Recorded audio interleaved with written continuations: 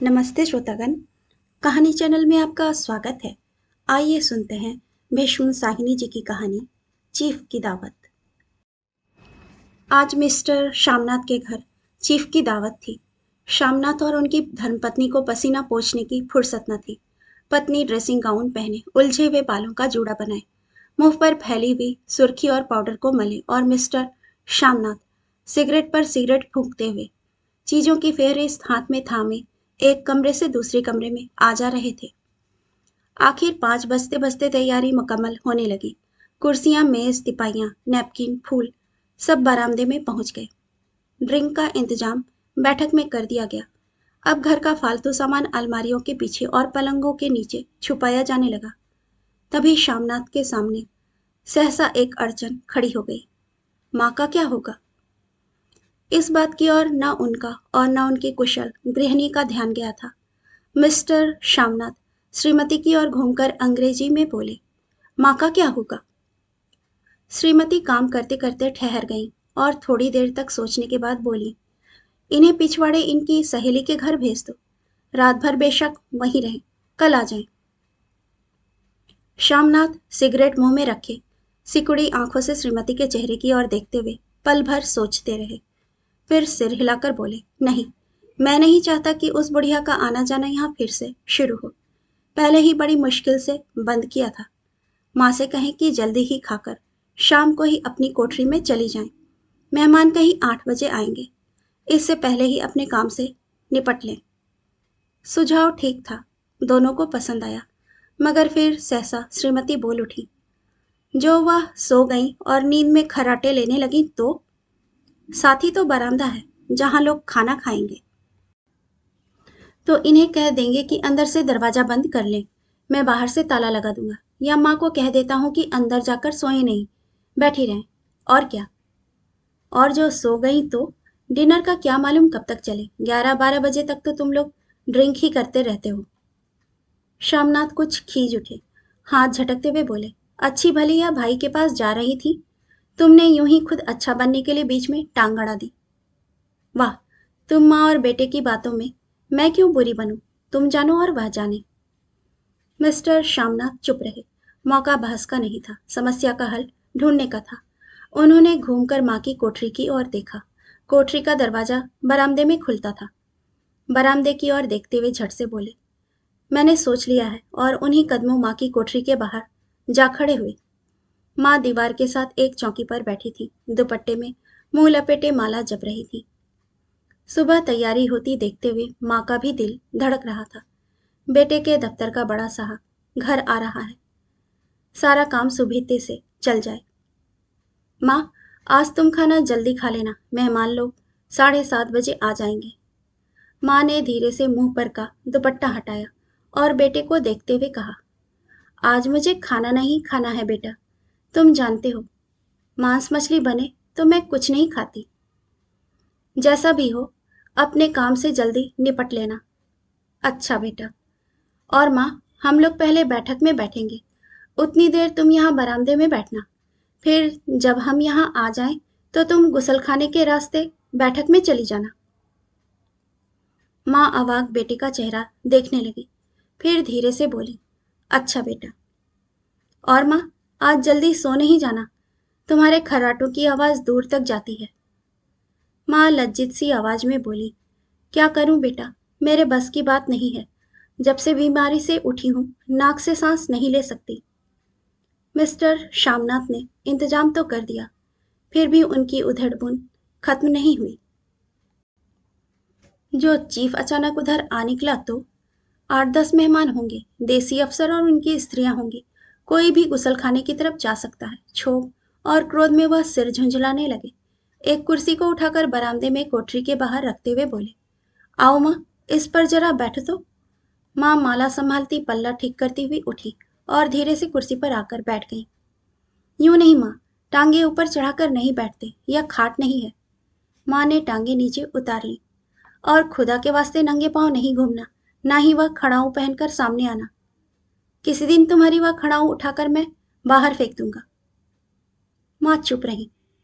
कपड़े कौन से पहनोगी माँ? जो हैं वही पहनूंगी। बेटा, जो कहो पहन लो। मिस्टर श्यामनाथ सिगरेट मुंह में रखे, फिर अधखुली आंखों से माँ की ओर देखने लगे और माँ के कपड़ों की सोचने लगे। श्यामनाथ हर बात में तरतीब चाहते थे। घर का सब संचालन उनके अपने हाथ में था। खूंटियां कमरों में कहाँ लगाई जाएं, बिस्तर कहाँ बिछे, पर्दे किस रंग के लगाए जाएं, श्रीमती कौन सी साड़ी पहने, मेज किस साइज की हो। श्यामनाथ को चिंता थी कि अगर चीफ का साक्षात माँ से हो गया तो कहीं लज्जित ना होना पड़े। माँ को सिर से पांव तक देखते हुए बोले, तुम सफेद कमीज और सफेद सलवार पहन लो माँ, पहन के आओ तो जरा देखूं। माँ धीरे से उठी और अपनी कोठरी में कपड़े पहनने चली गई।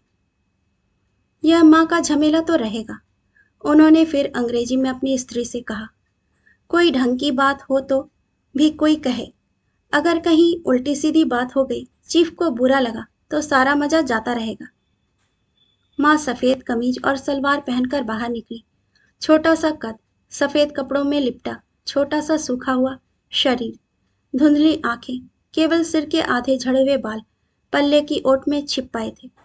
पहले से कुछ ही कम कुरूप नजर आ रही थी। चलो ठीक है, कोई चूड़ियां वूड़ियां हो तो वह भी पहन लो, कोई हर्ज नहीं है। चूड़ियां कहाँ से लाऊं बेटा, तुम तो जानते हो सब जेवर तुम्हारी पढ़ाई में बिक गए। यह वाक्य श्यामनाथ को तीर की तरह लगा। तिनक्कर बोले, यह कौन सा राग छेड़ दिया माँ, सीधा कह दो नहीं है जेवर बस, इससे पढ़ाई वढ़ाई का क्या ताल्लुक है। जो जेवर बिका तो कुछ बनकर ही आया हूँ। नीरा लंडूरा तो नहीं लौट आया, जितना दिया था उससे दुगुना ले लेना। मेरी जीभ जल जाए बेटा, तुमसे जेवर लूंगी, मेरे मुंह से यूं ही निकल गया, जो होते तो लाख बार पहनती। 5:30 बज चुके थे। अभी मिस्टर श्यामनाथ को खुद भी नहा धोकर तैयार होना था। श्रीमती कब की अपने कमरे में जा चुकी थी। श्यामनाथ जाते हुए माँ को फिर एक बार हिदायत करने लगे। माँ, रोज की तरह गुमसुम बनकर नहीं बैठी रहना। अगर साहब इधर आ निकले और कोई बात पूछे तो ठीक तरह से बात का जवाब देना। मैं न पढ़ी न लिखी बेटा, मैं क्या बात करूंगी। तुम कह देना माँ अनपढ़ है, कुछ जानती समझती नहीं, वह नहीं पूछेगा। 7 बजते बजते माँ का दिल धक धक करने लगा। अगर चीफ सामने आ गया और उसने कुछ पूछा तो वह क्या जवाब देगी। अंग्रेज को तो दूर से ही देखकर वह घबरा उठती है, यह तो अमेरिकी है, नामालूम क्या पूछे। मैं क्या कहूंगी। माँ का जी चाहा कि चुपचाप पिछवाड़े विधवा सहेली के घर चली जाए, मगर बेटे के हुक्म को कैसे टाल सकती थी। चुपचाप कुर्सी पर टांग लटकाए वहीं बैठी रही। एक कामयाब पार्टी वह है जिसमें ड्रिंक कामयाबी से चल जाए। श्यामनाथ की पार्टी सफलता के शिखर चूमने लगी। वार्तालाप उसी रॉ में बह रहा था जिस रॉ में ग्लास भरे जा रहे थे। कहीं कोई रुकावट थी न अड़चन थी। साहब को विस्की पसंद आई थी, मेम साहब को पर्दे पसंद आए थे, सोफा कवर का डिजाइन पसंद आया था, कमरे की सजावट पसंद आई थी। इससे बढ़कर क्या चाहिए। साहब तो ड्रिंक के दूसरे दौर में ही चुटकुले और कहानियां कहने लग गए थे। दफ्तर में जितना रौब रखते थे, यहाँ पर उतने ही दोस्त परवर हो रहे थे। और उनकी स्त्री काला गाउन पहने, गले में सफेद मोतियों का हार, सेंट और पाउडर की महक से ओत प्रोत कमरे में बैठी सभी देशी स्त्रियों की आराधना का केंद्र बनी थी। बात बात पर हंसती, बात बात पर सिर हिलाती और श्यामनाथ की स्त्री से तो ऐसे बातें कर रही थी जैसे उनकी पुरानी सहेली हो।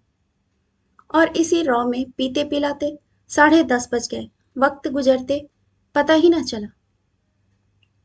आखिर सब लोग अपने अपने ग्लासों में से आखिरी घूंट पीकर खाना खाने के लिए उठे और बैठक से बाहर निकले।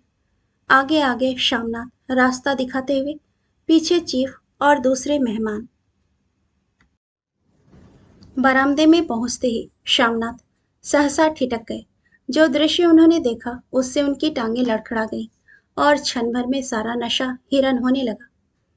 बरामदे में ऐन कोठरी के बाहर माँ अपनी कुर्सी पर ज्यों की त्यों बैठी थी, मगर दोनों पांव कुर्सी की सीट पर रखे हुए और सिर दाएं से बाएं और बाएं से दाएं झूल रहा था। मुंह से लगातार खर्राटे की आवाजें आ रही थी। जब सिर कुछ देर के लिए टेढ़ा होकर थम जाता तो खर्राटे और भी गहरे हो जाते, और फिर जब झटके से नींद टूटती तो सिर फिर दाएं से बाएं झूलने लगता। पल्ला सिर पर से खिसक आया था और माँ के झड़े हुए बाल आधे गंजे सिर पर अस्त व्यस्त बिखर रहे थे। देखते ही श्यामनाथ क्रुद्ध हो उठे। जी चाहा कि माँ को धक्का देकर उठा दे और उन्हें कोठरी में ढकेल दे, मगर ऐसा करना संभव नहीं था। चीफ और बाकी मेहमान पास खड़े थे। माँ को देखते ही देसी अफसरों की कुछ स्त्रियां हंस दी कि इतने में चीफ ने धीरे से कहा, पुअर डियर। माँ हड़बड़ा के उठ बैठी। सामने खड़े इतने लोगों को देखकर ऐसी घबराई कि कुछ कहते ना बना। झट से पल्ला सिर पर रखती हुई खड़ी हो गई और जमीन को देखने लगी। उनके पांव लड़खड़ाने लगे और हाथों की उंगलियां थर थर कांपने लगी। माँ, तुम जाकर सो जाओ। तुम क्यों इतनी देर तक जाग रही थी? और खिसियाई हुई नजरों से श्यामनाथ चीफ के मुंह की ओर देखने लगे। चीफ के चेहरे पर मुस्कुराहट थी। वह वहीं खड़े खड़े बोले, नमस्ते। माँ ने झिझकते हुए अपने में सिमटते हुए दोनों हाथ जोड़े, मगर एक हाथ दुपट्टे के अंदर माला को पकड़े हुए था, दूसरा बाहर। ठीक से नमस्ते भी नहीं कर पाई। श्यामनाथ इस पर भी खिन्न हो उठे। इतने में चीफ ने अपना दायां हाथ मिलाने के लिए आगे किया। माँ और भी घबरा उठी। माँ, हाथ मिलाओ। पर हाथ कैसे मिलाती? दाएं हाथ में तो माला थी। घबराहट में माँ ने बायां हाथ ही साहब के दाएं हाथ में रख दिया। श्यामनाथ दिल ही दिल में जल उठे। देसी स्त्रियां खिलखिलाकर हंस पड़ी। यूं नहीं माँ, तुम तो जानती हो दायां हाथ मिलाया जाता है। दायां हाथ मिलाओ। मगर तब तक चीफ माँ का बायां हाथ ही बार बार हिलाकर कह रहे थे, हाउ डू यू डू। कहो माँ, मैं ठीक हूँ, खैरियत से हूँ। माँ कुछ बड़बड़ाई। माँ कहती हैं, मैं ठीक हूँ। कहो माँ, हाउ डू यू डू। माँ धीरे से सकुचाते हुए बोली, हाउ डू डू। एक बार फिर कह कहा उठा। वातावरण हल्का होने लगा। साहब ने स्थिति संभाल ली थी। लोग हंसने चहकने लगे थे। श्यामनाथ के मन का क्षोभ भी कुछ कम होने लगा था। साहब अपने हाथ में माँ का हाथ अब भी पकड़े हुए थे और माँ सिकुड़ी जा रही थी। साहब के मुंह से शराब की बू आ रही थी। श्यामनाथ अंग्रेजी में बोले, मेरी माँ गांव की रहने वाली है, उम्र भर गांव में रही है, इसीलिए आपसे लजाती है। साहब इस पर खुश नजर आए, बोले, सच? मुझे गांव के लोग बहुत पसंद हैं। तब तो तुम्हारी माँ गांव के गीत और नाच भी जानती होंगी। चीफ खुशी से सिर हिलाते हुए माँ को टकटकी बांधे देखने लगे। माँ, साहब कहते हैं गाना सुनाओ, कोई पुराना गीत। तुम्हें तो कितने ही याद होंगे। माँ धीरे से बोली, मैं क्या गाऊंगी बेटा, मैंने कब गाया है। वाह माँ, मेहमान का कहा भी कोई टालता है।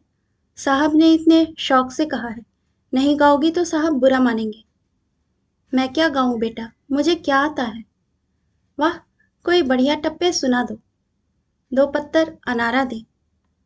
देसी अफसर और उनकी स्त्रियों ने इस सुझाव पर तालियां पीटी। माँ कभी दीन दृष्टि से बेटे के चेहरे को देखती, कभी पास खड़ी बहू के चेहरे को। इतने में बेटे ने गंभीर आदेश भरे स्वर में कहा, माँ। इसके बाद में हाँ या ना का सवाल ही ना उठता था। माँ बैठ गई और छीन दुर्बल लरजती आवाज में एक पुराना विवाह गीत गाने लगी। हरियाणी माएँ हरियाणी बहनें, हरियाते भागी भरिया हैं। देसी स्त्रियां खिलखिलाकर हंस उठी। 3 पंक्तियां गाकर माँ चुप हो गई। बरामदा तालियों से गूंज उठा। साहब तालियां पीटना बंद ही ना करते थे। श्यामनाथ की खींच प्रसन्नता और गर्व में बदल उठी थी। माँ ने पार्टी में नया रंग भर दिया था। तालियां थमने पर साहब बोले, पंजाब के गांव की दस्तकारी क्या है। श्यामनाथ खुशी में झूम रहे थे। बोले, ओह, बहुत कुछ साहब। मैं आपको एक सेट उन चीजों की भेंट करूंगा, आप उन्हें देखकर खुश होंगे। मगर साहब ने सिर हिलाकर अंग्रेजी में फिर पूछा, नहीं, मैं दुकानों की चीज नहीं मांगता। पंजाबियों के घरों में क्या बनता है, औरतें खुद क्या बनाती हैं। श्यामनाथ कुछ सोचते हुए बोले, लड़कियां गुड़िया बनाती हैं, औरतें फुलकारियां बनाती हैं। फुलकारी क्या? श्यामनाथ फुलकारी का मतलब समझाने की असफल चेष्टा करने के बाद माँ को बोले, क्यों माँ, कोई पुरानी फुलकारी घर में है। माँ चुपचाप अंदर गई और अपनी फुलकारी उठा लाई। साहब बड़ी रुचि से फुलकारी देखने लगे। पुरानी फुलकारी थी, जगह जगह से उसके तागे टूट रहे थे और कपड़ा फटने लगा था। साहब की रुचि देखकर श्यामनाथ बोले, यह फटी हुई है साहब, मैं आपको नई बनवा दूंगा। माँ बना देगी। क्यों माँ? साहब को फुलकारी बहुत पसंद है। उन्हें एक ऐसी ही फुलकारी बना दोगी ना? माँ चुप रही, फिर डरते डरते धीरे से बोली, अब मेरी नजर कहाँ है बेटा? बूढ़ी आंखें क्या देखेंगी? मगर माँ का वाक्य बीच में ही तोड़ते हुए श्यामनाथ साहब को बोले, वह जरूर बना देंगी। आप उसे देखकर खुश होंगे। साहब ने सिर हिलाया, धन्यवाद दिया और हल्के हल्के झूमते हुए खाने की मेज की ओर बढ़ गए। बाकी मेहमान भी उनके पीछे पीछे हो लिए। जब मेहमान बैठ गए और माँ पर से सबकी आंखें हट गईं, तो माँ धीरे से कुर्सी पर से उठी और सबकी नजरें बचाती हुई अपनी कोठरी में चली गई। मगर कोठरी में बैठने की देर थी कि आंखों से छल छल आंसू बहने लगे। दुपट्टे से बार बार उन्हें पोंछती, पर वे बार बार उमड़ आते, जैसे बरसों के बांध तोड़कर उमड़ आए। माँ ने बहुतेरा दिल को समझाया, हाथ जोड़े, भगवान का नाम लिया, बेटे के चिरायु होने की प्रार्थना की, मगर आंसू बरसात के पानी की तरह जैसे थमने में ही नहीं आते थे। आधी रात का वक्त होगा। मेहमान खाना खाकर जा चुके थे। माँ दीवार से सटकर बैठी आंखें फाड़े दीवार को देखे जा रही थी।